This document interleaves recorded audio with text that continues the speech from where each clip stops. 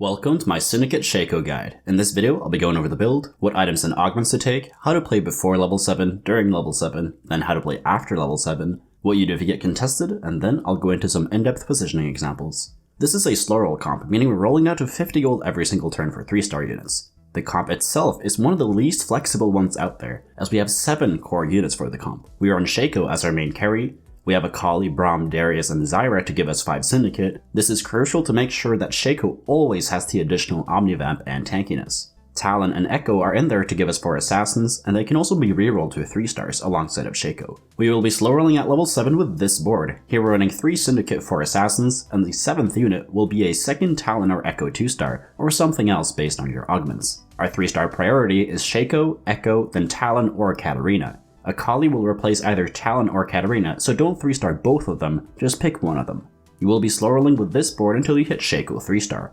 Then you will level up to 8 and find this board. Since we have only one open slot, there is very little we can do here at level 8 to change things up. The units we can play in the 8th slot are Yuumi, Janna, Tahm Kench, and Jace, but most of the time we run Yuumi or Janna for 2 Scholar to make sure Shaco is able to cast and drop aggro more often. I will go more in depth on other ways we can change up these boards based on your augments later in the video. Shaco is our main carry, so we prioritize making items for him first. He has 2 core items. The first one is IE, and the second one is a healing item being either BT or Hodge. IE is crucial to make sure we are always dealing crit damage to enemies, and to make sure we actually get value out of the 4 Assassin trait. BT and Hodge work both as healing items. You make whichever one you can out of these 2, so do not be greedy for one or the other. Since Shaco drops aggro whenever he casts a spell, he is able to heal back up between each cast. This is huge as it allows Shaco to be a constant threat in the backline. The third item for Shaco wants to be another damage item. The best ones are Hurricane, Giant Slayer, RFC, Last Whisper, Deathblade, or Titan's Resolve. Hurricane makes sure we can keep dealing damage in case we jump the wrong side and get stuck on a tank. Giant Slayer is fantastic against high HP targets. RFC is great as it gives us a boatload of attack speed, and it also makes sure our spell will never get blocked by a dodge chance. Last Whisper is great against high armor targets. Deathblade is definitely the best third item, as it just gives us insane amounts of AD. The issue is though that we need 2 swords to make it, and since we already need a sword for IE and potentially another one for BT, it is hard to make Deathblade every game. Titan's Resolve is great as Shaco will get to max stacks in almost every fight due to him dropping aggro. After we have itemized Shaco, we want to itemize Echo. He wants utility and AP items like Morello, Frozen Heart, Deathcap, Sojin, and Archangels. I want to note that AP items are only worth putting on Echo if you are able to 3-star him. If you can't 3-star him, then these want to go on Katarina, and she will be an item carrier for Akali. Akali is our late game power spike, and if we hit Akali with an item or 2, that is usually enough for us to win the game. She wants items like IE, Archangels, Deathcap, Gunblade, Hodge, Titans, and GA. Tank items are not that great in this comp due to us already getting a lot of defensive stats through Syndicate, but putting tank items on Braum is the play if you get a lot of defensive components. Support items like Chalice, Seeks, and Banshee's Claw are great to further buff up Shaco. The main issue is just that it's a lot harder to swap sides fast, as people can scout and clearly see where we are jumping. Therefore, I don't prioritize these items as heavily in this comp. If you get a Spatula, you can make both Assassin and Syndicate Spat. Both are fantastic, but in general, Syndicate Spat is better as it uses a chain, and we can't get that much value out of the component in this comp. The best augments to take for this comp are Assassin Heart, Emblem, or Soul, Syndicate Heart, Emblem, or Soul, Cutthroat, First Aid Kit, Knife's Edge, 1 for all to buff up Shaco and Akali.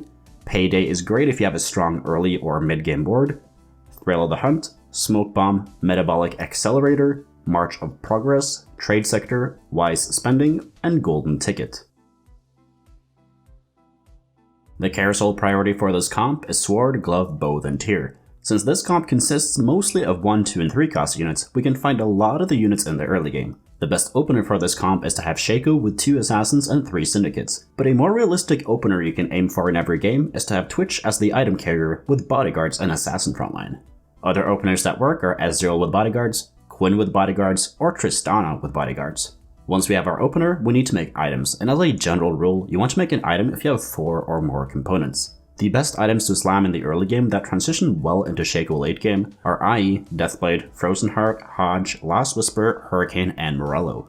Since we are slow rolling at level 7 with this comp, we can play the early and mid game as if we are playing just any other standard comp. The goal is to get to level 7 with 50 gold or more on stage 4-1. Therefore, we can play both passive or aggressive in the early game.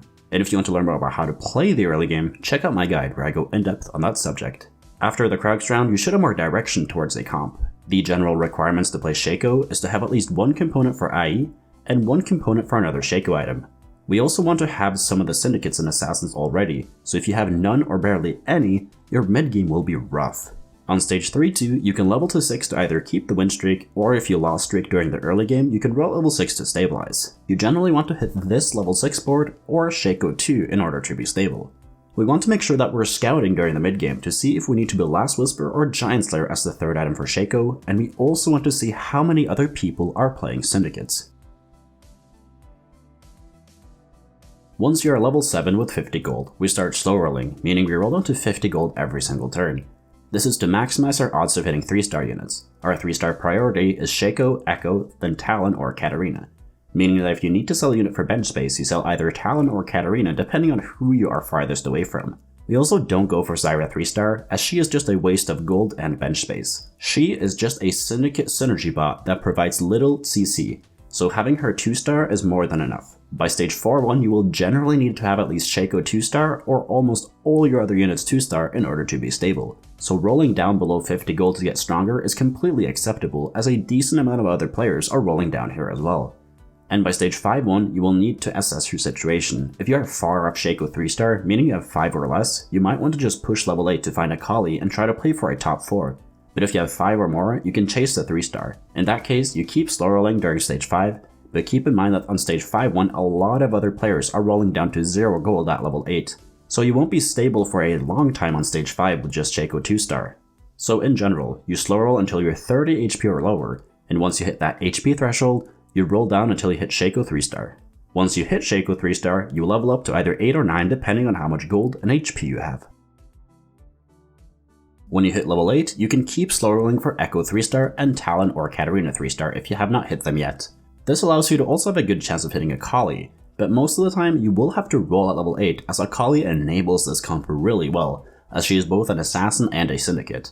At level 8 you add in Yuumi or Janna for Scholar most of the time. Sometimes if you have to shred armor of enemy tanks, you can add in Jace, and you can also add in Tahm Kench if you need to deal with a gigantic tank that Shaco can't get through. If you got an assassin spat, you want to go for 6 assassins and end up with this board at level 8 by adding Katarina back in. If you got a syndicate spat, you add in TF at level 8 and you end up with this board. So if you get a syndicate spat, make sure to hold onto TF on your bench throughout the entire game, as he can be very hard to find at level 8. But he only needs to be 1-star though, as he's not going to be doing any damage even at 2-star.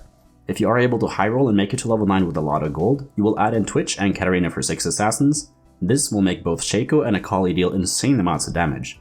We can also replace them with Yuumi and Kench if we're able to 2-star both of those units as well.